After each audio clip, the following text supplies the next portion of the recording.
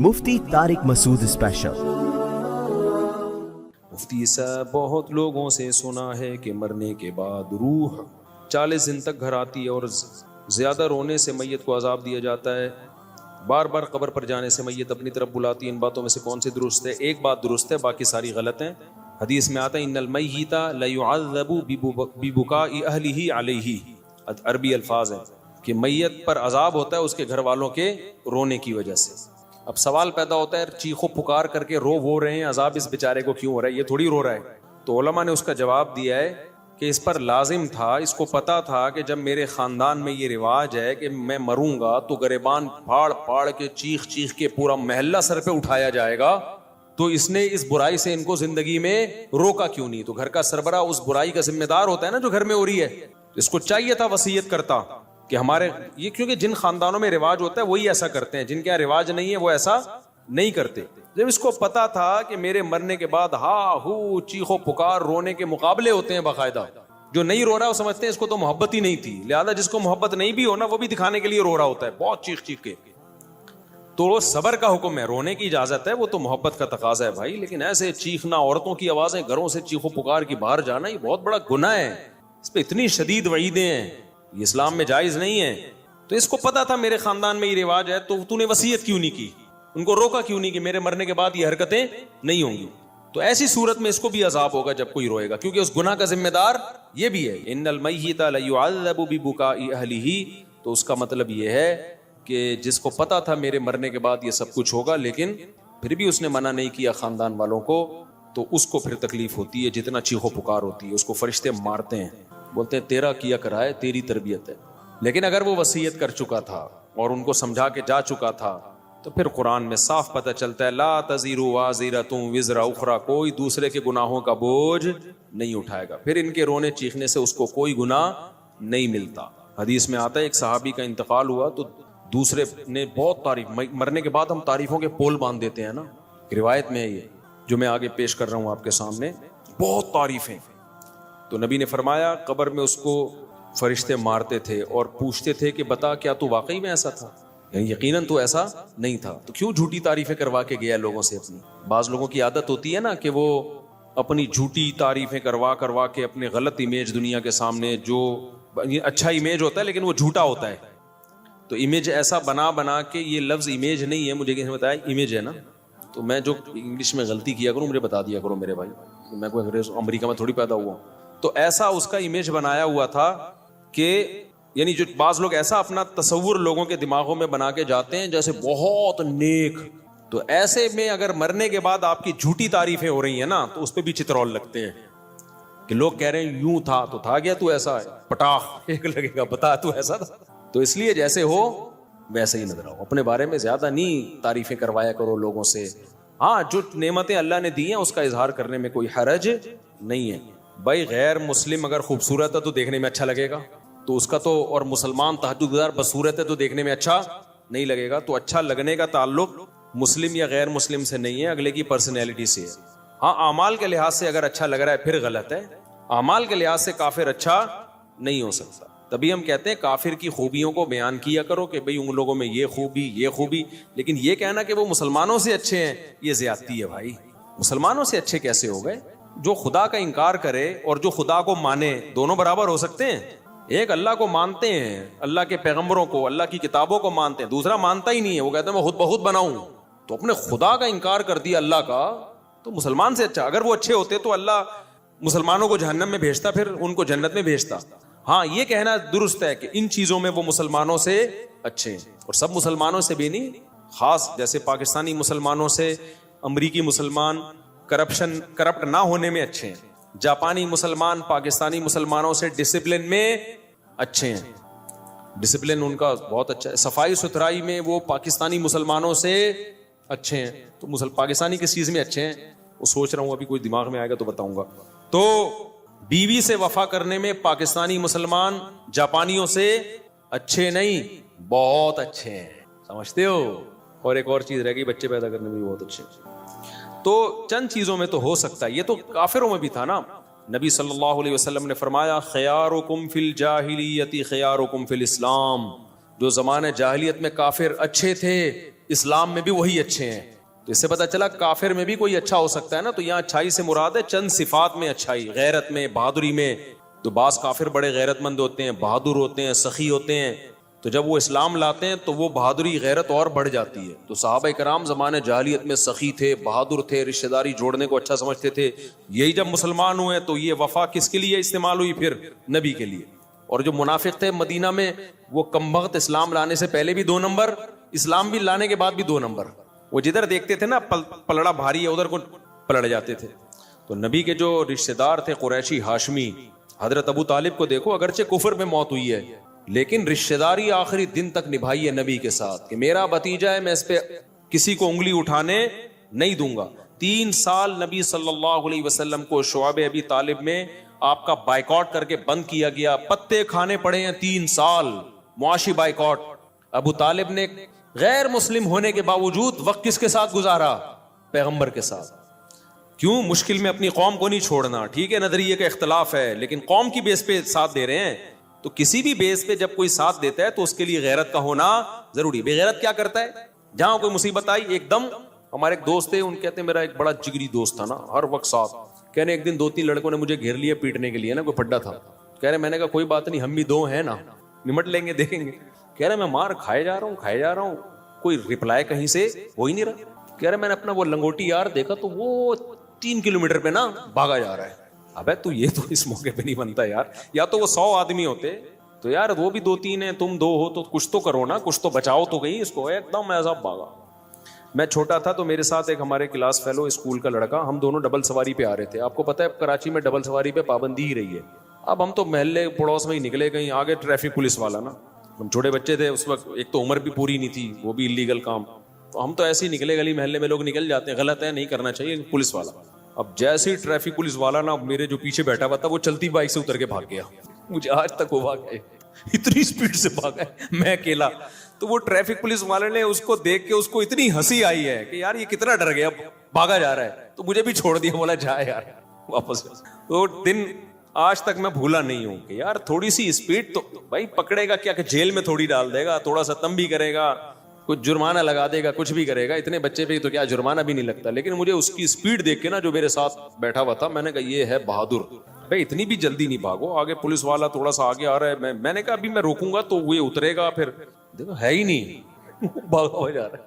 تو کافروں میں بھی کچھ غیرت مند ہوتے ہیں, کچھ اچھی صفات ہوتی ہیں, تو وہ صفات بیان کرنے میں حرج نہیں ہے. لیکن جب مقابلہ ہوگا تو بھائی مسلمان کافر سے بہرحال بہتر ہے. اور جو اچھی صفات آپ کو کافروں کی لگ رہی ہوتی ہیں نا, ان کی بھی جب ڈیپ میں جاؤ گے تو اس کی بھی گہرائی میں جاؤ گے تو بعض جگہوں پر وہاں بھی مسلمان کا پلڑا بھاری ہوگا آپ کو. لیکن اس کے لیے الگ قسم کا چشمہ چاہیے, ان نظر سے دیکھا جائے گا. جو اپنے ماں باپ کے نہیں رہے وہ کیا رہ گئے, ان میں کیا انسانیت ہے. جن کے اباؤں اور اماؤں کا مستقبل اولڈ ہاؤس ہو تو رہ کیا گیا. السلام علیکم. بعد اور میں غلام حیدر ول عبد الواحد, پورا شجرہ نسب لکھا ہوا ہے میرے بھائی. میری درخواست ہے کہ میرا نکاح ہو گیا ہے, نام سے پتہ چل رہا ہے کہ آپ کا نکاح ہو گیا ہے. میرا سسر شادی کرنے کی اجازت نہیں دیتا, وہ کہہ رہا ہے کہ مجھے اپنی بیٹی کی طلاق چاہیے, کسی بھی صورت میں بیٹی کی شادی نہیں کروں گا. آپ اس بارے میں اسلامی طریقے سے, اچھا کسی بھی صورت میں شادی نہیں کروں گا, اب اس بارے میں اسلامی طریقے سے مشورہ دیں کہ میں کیا کرنا چاہیے. دوسری شادی پر میرے بیانات موجود ہیں, اس کے کیا فضائل ہیں, اس میں کیا مشکلات ہیں, کس کے لیے جائز ہے کس کے لیے ناجائز ہے. میں عمومی بیان کرتا ہوں, کبھی کسی فرد واحد کو میں ترغیب نہیں دیتا کہ تو کر لے. مجھے نہیں پتا کہ اس میں تپڑ ہے یا نہیں ہے, کبھی کسی فرد واحد کو میں ترغیب نہیں دیتا. میں کبھی ان کو نہیں پکڑ کے کہوں گا یار تم نے کیوں نہیں کی, اتنے عرصے سے بیان سن رہے ہو, تم کر لو. یہ میں کبھی بھی نہیں کرتا. حتیٰ کہ میرے دوست احباب میں 40 سال کے لوگ بھی ہیں جو ابھی تک کنوارے ہیں, ان کو بھی میں نے کبھی نہیں کہا تم نے شادی کیوں نہیں کی ہے. وجہ اس کی ہے کہ کسی کے پرسنل معاملات میں ٹانگ اڑانا یہ بہت غلط عادت ہے. میں اگر کسی کو اسپیسیفک کسی فرد کو ترغیب دوں تم دوسری شادی کرو, مجھے نہیں پتا اس کا بیہیویئر پہلی بیوی کے ساتھ کیسا ہے, اس کے حقوق ادا کر بھی رہا ہے کہ نہیں کر رہا. ہو سکتا ہے وہ اس کو لٹکا کے رکھا ہوا ہو اور ہم اس کی 4 شادیاں کراتے پھر رہے ہوں, تو یہ تو ظلم ہو جائے گا نا. اور یہ بھی ممکن ہے حقوق ادا کر رہا ہو, تو یہ تمہاری ٹینشن ہے کہ تم حقوق ادا کر رہے ہو یا ادا نہیں کر رہے. ہم اسلام کا حکم بیان کریں گے جنرلی, افراد کو پکڑ پکڑ کے یوں سمجھانا کہ تو کر تو نہیں کر, یہ نہیں ہوتا. منع تو کیا ہے بہت سے لوگوں کو میں نے کہ تم نہیں کرو, کیونکہ جب مجھے ان کے حالات پتہ چلے, انہوں نے کہ مشورہ لیا نا میں نے کہا تیرے بس کا نہیں ہے بھائی, تیری باتوں سے لگ رہا ہے تیری ٹانگیں ابھی کانپ رہی ہیں, تو نہیں, تیرے بس میں نہیں ہے. تو لیکن کسی فرد کو میں پکڑ کے ترغیب دوں کہ تم کرو, تم نے کیوں نہیں کی, تم, ہاں مذاق میں دوستوں کی محفل میں ایک الگ بات ہوتی ہے, لیکن میں ویسے نارملی کبھی کسی کو ترغیب نہیں دیتا. اب آپ کہہ سکتے ہو چلو دوسری کی آپ کسی فرد کو ترغیب نہیں دے رہے, نہیں دینے کی وجہ سمجھ میں آئی. مجھے کیا پتا یہ پہلی کے ساتھ سنجیدہ ہے بھی یا نہیں ہے, ہو سکتا ہے اس کے پاس ظلم کر رہا ہو, وہ گزارا کر رہی ہو اس کے ساتھ مجبوری میں. اب تو مجبوری میں وہ گزارا کر رہی ہے, تم اس کے اوپر ایک اور بھی لے آؤ, ٹھیک ہے نا, اس کو بھی لٹکا کے چھوڑ دو, تو یہ تو بیڑا غرق ہو جائے گا. مجھے کیا پتا تم برابری کر سکتے ہو یا نہیں کر سکتے, پھر تم کر کہاں رہے ہو. بعض دفعہ آدمی شادی کر رہا ہوتا ہے, بھائی تم اتنی پیسے ہیں نہیں, تم شادی ڈیفینس میں کر رہے ہو, مالدار لڑکی سے کر رہے ہو, تو نہ تو اس کے قابل رہو گے نہ پہلی کے قابل. اس کا تو جیب خرچی 4-4 لاکھ روپے ہوتی ہے, پاکٹ منی. جو مالدار لڑکی ہے نا, پاکٹ منی ایسے چل رہا ہوتا ہے 4 لاکھ پاکٹ منی. تو غریب آدمی بولے گا میں ٹماٹر بیچ کے 4 لاکھ تیری پاکٹ منی کہاں سے, تو بھائی تم نے کیوں کی ایسی جگہ پہ شادی, اپنی حیثیت دیکھ کے کرو نا, تم وہاں شادی کرو جو 5 روپے پاکٹ منی. ایسا ہوتا نہیں ہے, لیکن ایک مثال دے رہا ہوں میں. تو میں نہیں جانتا کہ بھائی یہ اس قابل ہے یا نہیں ہے کسی شخص. میں فرد واحد کو, متعین فرد کو کبھی ترغیب نہیں دیتا. تو کرے گا خود, جب مسائل کھڑے ہوں گے تو بلی کس پہ ڈال دے گا, مفتی صاحب نے مجھے مشورہ دیا تھا, مفتی صاحب نے بولا تھا. تو بھائی ہم نہیں جانتے آپ کو, ہم تو ایک جنرلی حکم بیان کریں گے کہ جس میں 2 بیویوں میں عدل کی طاقت ہے, دونوں کے حقوق ادا کر سکتا ہے کہ نہیں کر سکتا, یہ خود فیصلہ کرو. اس کو چاہیے کہ کر گزرے اور کر کے بتا دے کہ ہو گئی ہے. باقی کس میں طاقت ہے کس میں نہیں ہے یہ آپ نے فیصلہ کرنا ہے, یہ میں نے فیصلہ نہیں کرنا. آپ کہہ سکتے ہو چلو 2 شادیوں والے کو آپ مشورہ نہیں دیتے, تو کمارے کو آپ تو دے سکتے ہو نا, جو آپ کے 40 45 سال کے دوست کمارے ہیں, ان کو کیوں نہیں دے رہے. بھائی یہ بھی کسی کی نجی زندگی ہے, مجھے نہیں پتا اس کی کیا مجبوریاں ہیں. بعض دفعہ صحت کے ایشوز ہوتے ہیں, وہ نہیں شرما کے بتا رہا ہوتا. ہم کیوں کسی کا راز دنیا کے سامنے فاش کریں, وہ مجھے تھوڑی بتائے گا میرے اندر طاقت نہیں ہے. بعض دفعہ طاقت ہوتی ہے, مرد ہوتا ہے پورا انسان, لیکن اور کوئی مسائل ہوتے ہیں اس کے, تو وہ تو جب کسی کی ڈیپ میں جاؤ تو پتا چلتا ہے نا کس کے ساتھ کیا مسائل چل رہے ہیں. تو بھائی شریعت نے ہمیں حکم دیا ہے کسی کے پرسنل معاملات میں گھسنے کی آپ کو اجازت نہیں ہے, کہ یہ کیوں نہیں کر رہا ابھی تک میرے بیان میں 10 سال سے بیٹھ رہا ہے, اس نے ابھی تک دوسری شادی کیوں نہیں کی, اس نے پہلی کیوں نہیں کی. بھائی جان بیان میں بیٹھ رہے ہیں, نظریہ درست ہو رہا ہے, عمل کرنا نہ کرنا یہ اس کا ہیڈ ایک ہے, یہ ہمارا ہیڈ ایک نہیں. اور نام بدگمان ہوتے ہیں. میرے جو دوست 45 سال کے ابھی تک شادی نہیں کی, میں بدگمان بھی نہیں ہوتا, ان کا ذاتی معاملہ ہے, یہ خود بہتر سمجھتے ہیں. تو اس لیے میں آپ کو بھی ترغیب نہیں دوں گا, جنہوں نے پرچی دی ہے نا, یہ مجھے نہیں پتا آپ کا اپنی پہلی وائف کے ساتھ سلوک کیسا ہے, آپ دوسری کر سکتے ہو نہیں کر سکتے. اب لوگ آتے ہیں میرے سسر کو سمجھا دیں کہ مجھے دوسری کی اجازت دے دیں. سسر کبھی اجازت نہیں دیتا, اور سسر سے اجازت لے کے کرنے بھی نہیں چاہیے, کیونکہ باپ بیٹی کا رشتہ, بہن بھائی کا رشتہ شریعت نے ایسے بنایا ہے کہ اسلام یہ رشتوں کو توڑنا نہیں چاہتا. باپ اگر اجازت دے گا نا لڑکی کا, تو بیٹی کے دل میں کیا آئے گا, مجھ پہ سوگن آئی ہے کس کی وجہ سے, میرے باپ کی وجہ سے. تو اس کا ریلیشن کس سے خراب ہوگا, بولو, باپ سے. تو اسلام یہ پسند نہیں کرتا. تبھی نبی نے 2 بہنوں سے ہی نکاح کرنے کی اجازت نہیں دی. فرمایا 2 بہنوں سے نکاح کرو گے تو رشتے توڑ دو گے, کیونکہ بہن کی محبت سوگن کی نفرت میں تبدیل ہو جائے گی. سمجھتے ہو گے نہیں سمجھتے؟ تو اسی طرح یہ کہ میرا جو ہے نا سالہ مجھے اجازت دے کہ میں دوسری شادی کروں گا, تو سالہ کبھی اجازت نہیں دے گا. ایک تو اس لیے کہ وہ ہے سالہ, دوسرا اس لیے بھی نہیں اجازت دے گا کہ شریعت نے اس کو مکلف ہی نہیں بنایا ایسا. کیونکہ تم کرو گے تو بہن کا بھائی سے رشتہ کیا ہوگا, خراب. بہن بولے گی میرا گھر تباہ کرنے والا میرا بھائی ہے. تو اس لیے بھائی یہ سسرال سے پوچھنے کا کام ہے ہی نہیں. تپڑ ہے تو پاس کر, ورنہ برداشت کر, یہ کام. اور کرو جب حقوق ادا کرو. تو کون کرے گا کون حقوق ادا نہیں, یہ مجھے نہیں پتا بھائی. اس لیے ہم جنرلی ایک شریعت کا حکم بیان کرتے ہیں. قرآن نے بھی ایک حکم بیان کیا کہ جو 2 بیویوں میں برابری کرے وہ 2 3 4 شادیاں کرے.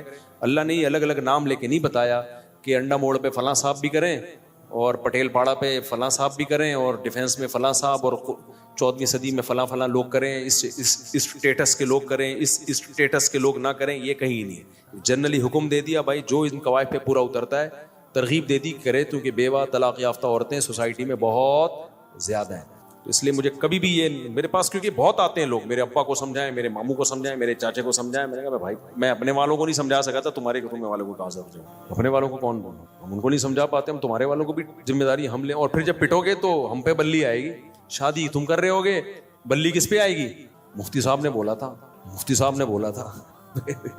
تو کافی ہو گیا میرا خیال ہے. اور یہاں سے کسی نے کوئی سوال پوچھنا ہو. السلام علیکم مفتی صاحب. وعلیکم السلام. میری وائف اوپر ہے, میں آپ سے 2 منٹ بات کرنا چاہتا ہوں اکیلے میں. ابھی کر لیں. میری وائف اوپر, وہ آپ سے ملنا چاہتی ہے, ہم دونوں 2 منٹ لگیں گے سر, 2 منٹ, بہت دن ہو گئے. چلو پھر بیان کے بعد مل لیں. بھائی کو دے دو جلدی سے, بس نمٹاتے ہیں اس کو, ٹائم کم, مقابلہ سخت. صاحب آپ کے کچھ پہلے کے بیانات ہیں کہ جی. آپ نے کہا تھا کہ وہ جب کربلا کا واقعہ ہوا تھا تو پانی بند نہیں ہوا تھا, تو اس پہ بہت سارے کلپ اور حدیثوں کے ریفرنس کیا تھا کہ پانی بند ہوا تھا. اور پھر آپ کے کچھ بیانات وہ تھے کہ جب وہ حضور کی جو گھر والے ہیں اس میں آپ نے کہا تھا گھر والوں میں اہل بیت میں بیویاں آتی ہیں سب سے پہلے, تو حضرت عائشہ اور باقی بیویاں, تو اس میں انہوں نے کہا تھا ایک روایت پیش کی تھی کہ وہ جب حضور نے ایک چادر تھی تو اس میں حضرت سلمان مباہلے کے لیے نبی صلی اللہ علیہ وسلم گئے تھے, تو چادر میں 5, تو اس سے نا آپ کو یہ کہتے ہیں بعض لوگ, وہ بعض ہیں کہ آپ یہ لوگ جو ہے نا اقراری یعنی انکاری نہیں ہے لیکن اقراری بھی نہیں ہے اہل بیت کے, یعنی اقرار بھی نہیں کرتے صحیح طریقے سے. ہم نے ہرگز انکار نہیں کیا کہ نبی نے مباہلے کے وقت جن افراد کو, جن مقدس ہستیوں کو اپنی چادر میں لیا تھا وہ اہل بیت نہیں ہے, یہ بالکل جھوٹ ہے. ہم ان کو بھی اہل بیت مانتے ہیں اور نبی کی بیویوں کو بھی اہل بیت مانتے ہیں, کیونکہ سورہ حجاب میں اللہ نے نبی کی بیویوں کو اہل بیت کا لقب دیا ہے. اس سے بڑی دلیل کیا ہوگی؟ باقی کربلا کے واقعات کو میں اس لیے بیان نہیں کر رہا, وہ اس وقت جو شیعہ سنی کا پھڈا پارا چنار میں بھی آپ نے دیکھا ہے, ایک جنگ چھڑ گئی ہے, تو اس وقت شیعہ سنی لڑائی ختم کرنے کی ضرورت ہے. تو ان ٹاپکس پہ جتنا کم بولو گے اتنی لڑائی کم ہوگی, اور جتنے اختلافی مسائل کو, ابھی ہمارا ملک اس کا متحمل نہیں ہے, تو ابھی یہ نہیں ہے کہ آپس میں لڑنا شروع کر دیں, اور یہ تو ملک کا, تو یہ تو بیرونی طاقتیں ہیں جو شیعہ سنی فساد ابھی کروانا شروع کریں گی, تو اس لیے اس جنگ کو ختم کرنی ہے. تو ختم ایسے ہی ہوتی ہے کہ ان ٹاپک پہ, تو اس لیے جو پرانے ہیں نا ان کو پرانا ہی رہنے دیں, ٹھیک ہے. تو باقی کوئی اگر پھر بھی پوچھنا ہے تو تحریری لکھ کے بھیج دیں, تو ہم یہاں سے تحریری جواب بھیج دیں گے. لیکن انٹرنیٹ پہ کوئی بھی چیز جائے گی تو اس میں بڑا خطرہ ہوتا ہے کہ ایک فساد کھڑا ہو جائے گا. عالم کا کام یہ نہیں ہوتا کہ جو آتا ہے بس بولنا شروع کر دے, اس کو دیکھا جائے گا کہ اس کا اثر سوسائٹی پہ کیا پڑے گا, اور ان موضوعات کی ابھی ہمیں ضرورت بھی ہے یا نہیں ہے. اہل بیت سے محبت تو سب کے ایمان کا جزو ہے, اور اہل بیت کے تو ہم زیادہ قائل ہیں بھائی, ہم تو اہل بیت سے محبت کو اپنے ایمان کا جز سمجھتے ہیں. السلام علیکم. وعلیکم السلام. صاحب یہ جب ہم قربانی کرتے ہیں اس کے اندر حقیقہ کر سکتے ہیں؟ مائک کو قریب کرو یار. قربانی جب ہم کرتے ہیں تو اس کے اندر حقیقہ شامل, ہاں عقیقہ بھی کر سکتے ہیں, ایک ہی حصے میں نہیں, ایک ہی گائے میں عقیقے کا حصہ بھی ڈالا جا سکتا ہے اور قربانی کا حصہ بھی ڈالا جا سکتا ہے, یعنی الگ حصہ ہوگا, عقیقے کا الگ ہوگا, قربانی کا الگ ہوگا. اگر کوئی بندہ تشہد کی جگہ فاتحہ یا فاتحہ کے تشہد پڑھ لے سدا صاحب کا کیا, جی ہاں سدا صاحب کرنا پڑے گا اس کو. عمرے کے لیے 3-4 عورتیں جا سکتی ہیں, جن کی کوئی محرم نہیں ہو, نہیں جا سکتی بھائی, محرم کا ہونا ضروری ہے. جوان عورت کے لیے محرم کا ہونا ضروری, بوڑھی عورتیں گروپ میں بھی جا سکتی ہیں. اچھا بھائی میں شادی شدہ ہوں, بیوی حاملہ ہے, تو اب میں خواب میں, اچھا نبی صلی اللہ علیہ وسلم نے آ کر مجھے ایک نومولود بچہ پکڑا دیا اور فرمایا اس کی حفاظت کرنا کیونکہ آنے والے ٹائم میں مجدد ہوگا. میرے بھائی آپ اپنا جو ہے نا تھوڑا سا, اس طرح کے خوابات جب آنا ہو آدمی کی کھوپڑی آؤٹ ہونا شروع ہو جاتی ہے. میں نے دیکھا, مجھے ابھی کچھ دن پہلے ایک بندہ ملا, پشاور سے آیا ہوں, اور کہنے لگا آپ کے بارے میں مجھے خواب آیا, نبی صلی اللہ علیہ وسلم نے خواب میں آ کے کچھ یہ بتایا کہ یوں کرو آپ کے بارے میں. میں نے کہا السلام علیکم. وعلیکم السلام. سب چیک, اگلا بھائی چلو بھائی. تو مجھے ہمارے ایڈمن نے کہا یار اتنا عظیم خواب سنا رہا ہے, آپ نے لفٹ ہی نہیں کرائی. میں نے کہا بھائی پتہ نہیں سچا سنا رہا ہے جھوٹا سنا رہا ہے, اور اگر خواب سنا بھی رہا ہے تو اس کی تعبیر کیا ہے, یہ اس میں ٹائم لگتا ہے. تو ایسے ہی تھوڑی جو بھی آ کے خواب سنائے اچھا اڑے یار بیان میں لاؤ بھائی. تو میں نے کہا اپنے اعمال درست کر رہو, پھر غلط خواب بھی آئیں تو کوئی فکر کی بات نہیں. اپنے اعمال اگر صحیح نہیں ہے تو جتنے مرضی اچھے خواب آئیں متاثر ہونے کی ضرورت نہیں ہے. تو اس لیے فوکس عمل کو زیادہ کرو. باقی نبی کا خواب میں آنا بہت بابرکت عمل ہے, لیکن یقینی تو ہو نا. کوئی بھی آ کے بول دے مفتی صاحب میں نے آپ کے بارے میں خواب دیکھا, میں کیسے یقین کر لوں بھائی. بعض دفعہ میں اس بیچارے جو پشاور والا ہے اس کو جھوٹا نہیں قرار دے رہا, لیکن میں تو کسی کو پرسنلی جانتا نہیں ہوں نا, تو بھائی ہو سکتا ہے کہ سچ بول رہا ہو سکتا ہے. بعض دفعہ کوئی آدمی کسی کا فیور لینے کے لیے, یہ جو جعلی مریدین ہوتے ہیں نا, ان کے جعلی پیر ہوتے ہیں, ان کے مریدین جھوٹے خواب سنا سنا کے نا اپنے پیر کا بڑا قرب حاصل کرتے ہیں. پیر صاحب کہتے ہیں یہ خواب دیکھو, یہ آیا ہے سنا بے میرے بارے میں کیا ہے تیرے کو. تو بھائی میں کسی کو ذاتی طور پہ جانتا نہیں, میں نے یہ نہیں کہا آپ جھوٹ بول رہے ہیں, میں نے کہا بھائی ہو سکتا ہے سچ بول رہے ہو ماشاءاللہ, اگر واقعی دیکھا ہے تو اللہ مبارک کرے, جو اس کی برکتیں ہیں خواب کی ہمیں اللہ دے. اچھا بس اتنا ملا, میں گلے مل, چلو نیکسٹ یہ کریں وہ بالکل, ورنہ وہی واقعات ہو جاتے ہیں. ایک مرید نے اپنے پیر صاحب کو کہا کہ پیر صاحب میں نے خواب دیکھا ہے کہ آپ کی انگلیاں شہد میں اور میری انگلیاں پخانے میں. پیر صاحب نے کہا, اب پیر صاحب بھی تھے نا, اگر انسان ہوتے تو بولتے یار کچھ بھی آ سکتا ہے خواب میں, اگر شہد میں انگلیاں ہیں بھی تو میرا عمل اگر ٹھیک ہے تو انگلیاں شہد میں ہونے اس کے بغیر بھی میں ٹھیک ہوں, اگر میرا عمل خراب ہے تو انگلیاں شہد میں ہونے سے میں ٹھیک نہیں ہوں گا. یہ کہہ دیتے جان بچ جاتی. پیر صاحب نے کیا کہا فوراً, دیکھا یہی تو بات ہے, میری انگلیاں شہد میں اور تیری انگلیاں, مجھے اچھا نہیں لگ رہی یہ لفظ زبان سے نکالتے ہوئے لیکن اس کے بغیر مزہ بھی نہیں آئے گا. تو میری انگلیاں تیری انگلیاں پخانے میں اور میری انگلیاں شہد میں, یہی تو ہے. کہتا ہے آگے خواب کمپلیٹ نہیں ہوا ہے, پورا تو سنے پیر صاحب. سب مرید سن رہے تھے نا, پیر صاحب چوڑے میں ہاں بھائی. کہتے ہیں اینڈ میں دیکھا کہ آپ کی انگلیاں میں چاٹ رہا ہوں, میری انگلیاں آپ چاٹ رہے ہیں. آپ کی انگلیاں میں چاٹ رہا ہوں, میری انگلیاں آپ چاٹ رہے ہیں. تو کوئی مجھے اچھا خواب سنا دیتا ہے نا آپ کے بارے میں یہ آیا, میں کہتا ہوں بھائی ماشاء اللہ ٹھیک ہے صحیح ہوگا, اللہ تعالیٰ برکت دے, بس اس سے زیادہ میں لفٹ نہیں کراتا, سمجھتے ہو. میں کہتا ہوں بھائی اعمال اچھے ہیں, برے خواب آئیں پھر بھی ٹھیک ہے, اعمال خراب ہیں تو اچھے خوابوں سے خوش فہمی میں مبتلا نہیں ہونا چاہیے. تو اس لیے آپ بس گولی کھا کے سو جائیں. جن کو یہ اچھا خواب آیا ہے زیادہ اپنے خود پسندی پیدا ہونا شروع ہو جاتی ہے کہ میرا بچہ مجدد ہوگا, ہوتا پتہ نہیں کیا ہے وہ, کیا نکلے گا. السلام علیکم سر. وعلیکم السلام. میرے دوست ہے ہاسٹل میں. کہاں پر؟ ہاسٹل میں میرے دوست ہے. عسکری میں؟ ہاسٹل میں روم میں, ہاسٹل میں. تو وہ لیٹ نائٹ جو ہے نماز پڑھتے ہیں نا 1 بجے 2 بجے. تو ہماری ریزننگ بھی ہوتا ہے اس میں کہ میں بولتا ہوں کہ ٹائم پہ نماز کرو, فون کی وجہ سے چھوٹ جاتے ہیں. عشاء کی نماز لیٹ پڑھتے ہیں؟ جی عشاء کی, وہ بولے کہ صبح تک ہوتے ہیں.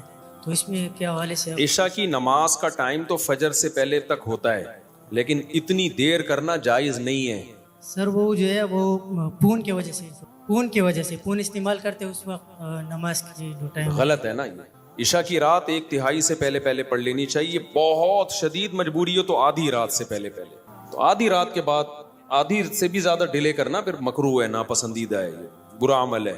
تو 1/3 رات, ورنہ بہت ہی لیٹ کرنا ہے تو آدھی رات کا آدھا حصہ گزرنے سے پہلے پڑھ لی جائے. مفتی صاحب بہت لوگوں سے سنا ہے کہ مرنے کے بعد روح 40 دن تک گھر آتی ہے اور زیادہ رونے سے میت کو عذاب دیا جاتا ہے, بار بار قبر پر جانے سے میت اپنی طرف بلاتی ہے. ان باتوں میں سے کون سی درست ہے؟ ایک بات درست ہے, باقی ساری غلط ہیں. حدیث میں آتا ہے ان المیت لیعذب ببکاء اہلہ علیہ, عربی الفاظ ہیں کہ میت پر عذاب ہوتا ہے اس کے گھر والوں کے رونے کی وجہ سے. اب سوال پیدا ہوتا ہے چیخو پکار کر کے رو رہے ہیں, عذاب اس بیچارے کو کیوں ہو رہا ہے, یہ تھوڑی رو رہا ہے. تو علماء نے اس کا جواب دیا ہے کہ اس پر لازم تھا, اس کو پتا تھا کہ جب میرے خاندان میں یہ رواج ہے کہ میں مروں گا تو گریبان پھاڑ کے چیخ کے پورا محلہ سر پہ اٹھایا جائے گا, تو اس نے اس برائی سے ان کو زندگی میں روکا کیوں نہیں. تو گھر کا سربراہ اس برائی کا ذمہ دار ہوتا ہے نا جو گھر میں ہو رہی ہے. اس کو چاہیے تھا وصیت کرتا کہ ہمارے یہ, کیونکہ جن خاندانوں میں رواج ہوتا ہے وہی ایسا کرتے ہیں, جن کے یہاں رواج نہیں ہے وہ ایسا نہیں کرتے.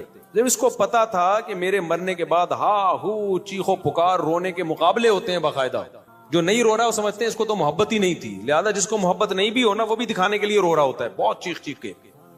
تو صبر کا حکم ہے, رونے کی اجازت ہے, وہ تو محبت کا تقاضا ہے بھائی, لیکن ایسے چیخنا, عورتوں کی آوازیں گھروں سے چیخو پکار کی باہر جانا, یہ بہت بڑا گناہ ہے, اس پہ اتنی شدید وعیدیں ہیں, یہ اسلام میں جائز نہیں ہے. تو اس کو پتا تھا میرے خاندان میں یہ رواج ہے, تو نے وصیت کیوں نہیں کی, ان کو روکا کیوں نہیں کہ میرے مرنے کے بعد یہ حرکتیں نہیں ہوں گی.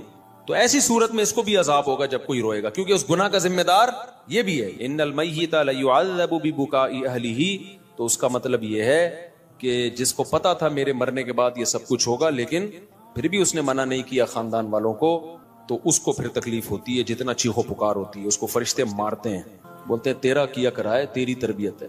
لیکن اگر وہ وصیت کر چکا تھا اور ان کو سمجھا کے جا چکا تھا تو پھر قرآن میں صاف پتہ چلتا ہے لا تزر وازرۃ وزر اخری, کوئی دوسرے کے گناہوں کا بوجھ نہیں اٹھائے گا. پھر ان کے رونے چیخنے سے اس کو کوئی گناہ نہیں ملتا. حدیث میں آتا ہے ایک صحابی کا انتقال ہوا تو دوسرے نے بہت تعریف, مرنے کے بعد ہم تعریفوں کے پول باندھ دیتے ہیں نا, روایت میں ہے یہ جو میں آگے پیش کر رہا ہوں آپ کے سامنے, بہت تعریفیں. تو نبی نے فرمایا قبر میں اس کو فرشتے مارتے تھے اور پوچھتے تھے کہ بتا کیا تو واقعی میں ایسا تھا, یعنی یقیناً تو ایسا نہیں تھا, تو کیوں جھوٹی تعریفیں کروا کے گیا لوگوں سے اپنی. بعض لوگوں کی عادت ہوتی ہے نا کہ وہ اپنی جھوٹی تعریفیں کروا کے اپنے غلط امیج دنیا کے سامنے, جو اچھا امیج ہوتا ہے لیکن وہ جھوٹا ہوتا ہے, تو امیج ایسا بنا کے, یہ لفظ امیج نہیں ہے, مجھے کسی نے بتایا امیج ہے نا, تو میں جو انگلش میں غلطی کیا کروں مجھے بتا دیا کرو میرے بھائی. میں کوئی انگریز امریکہ میں تھوڑی پیدا ہوا. تو ایسا اس کا امیج بنایا ہوا تھا کہ یعنی جو بعض لوگ ایسا اپنا تصور لوگوں کے دماغوں میں بنا کے جاتے ہیں جیسے بہت نیک. تو ایسے میں اگر مرنے کے بعد آپ کی جھوٹی تعریفیں ہو رہی ہیں نا تو اس پہ بھی چترول لگتے ہیں کہ لوگ کہہ رہے ہیں یوں تھا تو تھا گیا تو ایسا ہے, پٹاخ ایک لگے گا بتا تو ایسا تھا. تو اس لیے جیسے ہو ویسے ہی نظر آؤ, اپنے بارے میں زیادہ نہیں تعریفیں کروایا کرو لوگوں سے. ہاں جو نعمتیں اللہ نے دی ہیں اس کا اظہار کرنے میں کوئی حرج نہیں ہے. بھائی غیر مسلم اگر خوبصورت ہے تو دیکھنے میں اچھا لگے گا تو اس کا تو, اور مسلمان تہجد گزار بدصورت ہے تو دیکھنے میں اچھا نہیں لگے گا. تو اچھا لگنے کا تعلق مسلم یا غیر مسلم سے نہیں ہے, اگلے کی پرسنالٹی سے ہے. ہاں اعمال کے لحاظ سے اگر اچھا لگ رہا ہے پھر غلط ہے, اعمال کے لحاظ سے کافر اچھا نہیں ہو سکتا. تبھی ہم کہتے ہیں کافر کی خوبیوں کو بیان کیا کرو کہ بھئی ان لوگوں میں یہ خوبی, لیکن یہ کہنا کہ وہ مسلمانوں سے اچھے ہیں یہ زیادتی ہے بھائی. مسلمانوں سے اچھے کیسے ہو گئے؟ جو خدا کا انکار کرے اور جو خدا کو مانے دونوں برابر ہو سکتے ہیں؟ ایک اللہ کو مانتے ہیں, اللہ کے پیغمبروں کو, اللہ کی کتابوں کو مانتے ہیں, دوسرا مانتا ہی نہیں ہے, وہ کہتے ہیں میں خود بخود بناؤں. تو اپنے خدا کا انکار کر دیا اللہ کا, تو مسلمان سے اچھا. اگر وہ اچھے ہوتے تو اللہ مسلمانوں کو جہنم میں بھیجتا, پھر ان کو جنت میں بھیجتا. ہاں یہ کہنا درست ہے کہ ان چیزوں میں وہ مسلمانوں سے اچھے ہیں, اور سب مسلمانوں سے بھی نہیں, خاص جیسے پاکستانی مسلمانوں سے امریکی مسلمان کرپٹ نہ ہونے میں اچھے ہیں.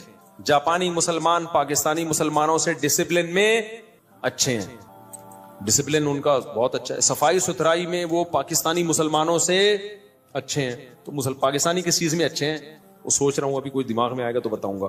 تو بیوی سے وفا کرنے میں پاکستانی مسلمان جاپانیوں سے اچھے نہیں, بہت اچھے ہیں, سمجھتے ہو. اور ایک اور چیز رہ گئی, بچے پیدا کرنے میں بھی بہت اچھے ہیں. تو چند چیزوں میں تو ہو سکتا ہے, یہ تو کافروں میں بھی تھا نا. نبی صلی اللہ علیہ وسلم نے فرمایا خیارکم فی الجاہلیت خیارکم فی الاسلام. جو زمانے جاہلیت میں کافر اچھے تھے اسلام میں بھی وہی اچھے ہیں. تو اس سے پتہ چلا کافر میں بھی کوئی اچھا ہو سکتا ہے نا. تو یہاں اچھائی سے مراد ہے چند صفات میں اچھائی, غیرت میں, بہادری میں. تو بعض کافر بڑے غیرت مند ہوتے ہیں, بہادر ہوتے ہیں, سخی ہوتے ہیں. تو جب وہ اسلام لاتے ہیں تو وہ بہادری غیرت اور بڑھ جاتی ہے. تو صحابہ کرام زمانے جاہلیت میں سخی تھے, بہادر تھے, رشتہ داری جوڑنے کو اچھا سمجھتے تھے. یہی جب مسلمان ہوئے تو یہ وفا کس کے لیے استعمال ہوئی؟ پھر نبی کے لیے. اور جو منافق تھے مدینہ میں وہ کمبخت اسلام لانے سے پہلے بھی 2 نمبر, اسلام بھی لانے کے بعد بھی 2 نمبر. وہ جدھر دیکھتے تھے نا پلڑا بھاری ہے ادھر کو پلڑ جاتے تھے. تو نبی کے جو رشتہ دار تھے قریشی ہاشمی, حضرت ابو طالب کو دیکھو, اگرچہ کفر میں موت ہوئی ہے لیکن رشتہ داری آخری دن تک نبھائی ہے نبی کے ساتھ کہ میرا بھتیجا ہے, میں اس پہ کسی کو انگلی اٹھانے نہیں دوں گا. 3 سال نبی صلی اللہ علیہ وسلم کو شعب ابی طالب میں آپ کا بائیکاٹ کر کے بند کیا گیا, پتے کھانے پڑے ہیں 3 سال, معاشی بائیکاٹ. ابو طالب نے غیر مسلم ہونے کے باوجود وقت کس کے ساتھ گزارا؟ پیغمبر کے ساتھ. کیوں؟ مشکل میں اپنی قوم کو نہیں چھوڑنا. ٹھیک ہے نظریے کا اختلاف ہے لیکن قوم کی بیس پہ ساتھ دے رہے ہیں. تو کسی بھی بیس پہ جب کوئی ساتھ دیتا ہے تو اس کے لیے غیرت کا ہونا ضروری. بے غیرت کیا کرتا ہے؟ جہاں کوئی مصیبت آئی ایک دم. ہمارے ایک دوست تھے, ان کہتے ہیں میرا ایک بڑا جگری دوست تھا نا, ہر وقت ساتھ. کہنے ایک دن 2-3 لڑکوں نے مجھے گھیر لیا پیٹنے کے لیے نا, کوئی پھڈا تھا. کہہ رہے میں نے کہا کوئی بات نہیں, ہم بھی 2 ہیں نا, نمٹ لیں گے, دیکھیں گے. کہہ رہے میں مار کھائے جا رہا ہوں, کوئی ریپلائی کہیں سے ہو ہی نہیں رہا. کہہ رہے میں نے اپنا وہ لنگوٹی یار دیکھا تو وہ 3 کلومیٹر پہ نا بھاگا جا رہا ہے. ابے تو یہ تو اس موقع پہ نہیں بنتا یار, یا تو وہ 100 آدمی ہوتے تو یار وہ بھی 2-3 ہیں, تم 2 ہو تو کچھ تو کرو نا, کچھ تو بچاؤ تو گئی اس کو. ایک دم ایسا بھاگا. میں چھوٹا تھا تو میرے ساتھ ایک ہمارے کلاس فیلو اسکول کا لڑکا, ہم دونوں ڈبل سواری پہ آ رہے تھے. آپ کو پتا ہے کراچی میں ڈبل سواری پہ پابندی ہی رہی ہے. اب ہم تو محلے پڑوس میں ہی نکلے, کہیں آگے ٹریفک پولیس والا نا, ہم چھوٹے بچے تھے اس وقت, ایک تو عمر بھی پوری نہیں تھی, وہ بھی انلیگل کام. تو ہم تو ایسے ہی نکلے, گلی محلے میں لوگ نکل جاتے ہیں, غلط ہے نہیں کرنا چاہیے, پولیس والا. اب جیسے ہی ٹریفک پولیس والا نا میرے جو پیچھے بیٹھا ہوا تھا وہ چلتی بائک سے اتر کے بھاگ گیا. مجھے آج تک وہ بھاگ گئے, اتنی سپیڈ سے بھاگا ہے, میں اکیلا. تو وہ ٹریفک پولیس والے نے اس کو دیکھ کے اس کو اتنی ہنسی آئی ہے کہ یار یہ کتنا ڈر گیا, بھاگا جا رہا ہے. تو مجھے بھی چھوڑ دیا, بولا جا یار واپس. تو دن آج تک میں بھولا نہیں ہوں کہ یار تھوڑی سی اسپیڈ تو بھائی پکڑے گا کیا کہ جیل میں تھوڑی ڈال دے گا, تھوڑا سا تم بھی کرے گا, کچھ جرمانہ لگا دے گا, کچھ بھی کرے گا. اتنے بچے پہ تو کیا جرمانہ بھی نہیں لگتا. لیکن مجھے اس کی اسپیڈ دیکھ کے نا جو میرے ساتھ بیٹھا ہوا تھا, میں نے کہا یہ ہے بہادر. بھائی اتنی بھی جلدی نہیں بھاگو, آگے پولیس والا تھوڑا سا آگے آ رہا ہے. میں نے کہا ابھی میں روکوں گا تو وہ اترے گا, پھر دیکھو ہے ہی نہیں, بھاگا ہو جا رہا ہے. تو کافروں میں بھی کچھ غیرت مند ہوتے ہیں, کچھ اچھی صفات ہوتی ہیں, تو وہ صفات بیان کرنے میں حرج نہیں ہے, لیکن جب مقابلہ ہوگا تو بھائی مسلمان کافر سے بہرحال بہتر ہے. اور جو اچھی صفات آپ کو کافروں کی لگ رہی ہوتی ہے نا, ان کی بھی جب ڈیپ میں جاؤ گے تو اس کی بھی گہرائی میں جاؤ گے تو بعض جگہوں پر وہاں بھی مسلمان کا پلڑا بھاری ہوگا آپ کو, لیکن اس کے لیے الگ قسم کا چشمہ چاہیے, وہ نظر سے دیکھا جائے گا. جو اپنے ماں باپ کے نہیں رہے وہ کیا رہ گئے, ان میں کیا انسانیت ہے. جن کے اباؤں اور اماؤں کا مستقبل اولڈ ہاؤس ہو تو رہ کیا گیا. السلام علیکم. بعد اور ہے کہ میں غلام حیدر ول عبد الواحد, پورا شجرہ نسب لکھا ہوا ہے میرے بھائی. میری درخواست ہے کہ میرا نکاح ہو گیا ہے, نام سے پتہ چل رہا ہے کہ آپ کا نکاح ہو گیا ہے. میرا سسر شادی کرنے کی اجازت نہیں دیتا, وہ کہہ رہا ہے کہ مجھے اپنی بیٹی کی طلاق چاہیے, کسی بھی صورت میں بیٹی کی شادی نہیں کروں گا. آپ اس بارے میں اسلامی طریقے سے, اچھا کسی بھی صورت میں شادی نہیں کروں گا, اب اس بارے میں اسلامی طریقے سے مشورہ دیں کہ میں کیا کرنا چاہیے. دوسری شادی پر میرے بیانات موجود ہیں, اس کے کیا فضائل ہیں, اس میں کیا مشکلات ہیں, کس کے لیے جائز ہے کس کے لیے ناجائز ہے. میں عمومی بیان کرتا ہوں, کبھی کسی فرد واحد کو میں ترغیب نہیں دیتا کہ تو کر لے.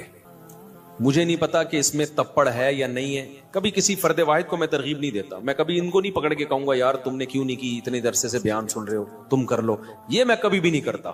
حتیٰ کہ میرے دوست احباب میں 40 سال کے لوگ بھی ہیں جو ابھی تک کما رہے ہیں, ان کو بھی میں نے کبھی نہیں کہا تم نے شادی کیوں نہیں کی ہے.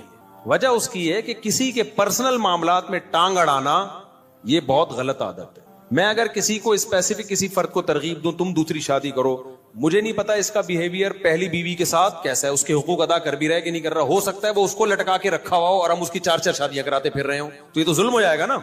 اور یہ بھی ممکن ہے حقوق ادا کر رہا ہو, تو یہ تمہاری ٹینشن ہے کہ تم حقوق ادا کر رہے ہو یا ادا نہیں کر رہے. ہم اسلام کا حکم بیان کریں گے جنرلی, افراد کو پکڑ پکڑ کے یوں سمجھانا کہ تو کر تو نہیں کر, یہ نہیں ہوتا. منع تو کیا ہے بہت سے لوگوں کو میں نے کہ تم نہیں کرو, کیونکہ جب مجھے ان کے حالات پتا چلے, انہوں نے آگے مشورہ لیا نا, میں نے کہا تیرے بس کا نہیں ہے بھائی, تیری باتوں سے لگ رہا ہے تیری ٹانگیں ابھی کانپ رہی ہیں, تو نہیں, تیرے بس میں نہیں ہے. تو لیکن کسی فرد کو میں پکڑ کے ترغیب دوں کہ تم کرو, تم نے کیوں نہیں کی, تم, ہاں مذاق میں دوستوں کی محفل میں ایک الگ بات ہوتی ہے, لیکن میں ویسے نارملی کبھی کسی کو ترغیب نہیں دیتا. اب آپ کہہ سکتے ہو چلو دوسری کی آپ کسی فرد کو ترغیب نہیں دے رہے, نہیں دینے کی وجہ سمجھ میں آئی. مجھے کیا پتا یہ پہلی کے ساتھ سنجیدہ ہے بھی یا نہیں ہے, ہو سکتا ہے اس کے پاس ظلم کر رہا ہو, وہ گزارا کر رہی ہو اس کے ساتھ مجبوری میں. اب تو مجبوری میں وہ گزارا کر رہی ہے, تم اس کے اوپر ایک اور بھی لے آؤ, ٹھیک ہے نا, اس کو بھی لٹکا کے چھوڑ دو, تو یہ تو بیڑا غرق ہو جائے گا. مجھے کیا پتا تم برابری کر سکتے ہو یا نہیں کر سکتے, پھر تم کر کہاں رہے ہو.